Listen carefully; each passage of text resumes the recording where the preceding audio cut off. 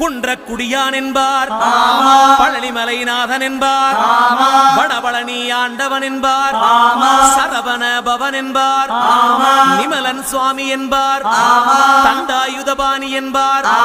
கலியுகவரதன் என்பார், வெற்றி வடிவேலன் என்பார், வீரவடி வேலன் என்பார்,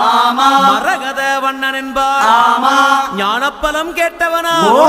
நம்பினோரை நாடுபவனா, காவடி பிரியனாம், ராஜ அலங்காரம் கொண்டவனா, ஆண்டியாய் நின்றானா, ஆனால் செல்வத்தை எல்லாம் கொடுப்பானா, அப்படிப்பட்ட முருகனவன் ரொம்ப ரொம்ப சின்னவனா சுவாமி. சின்ன சின்ன முருகைய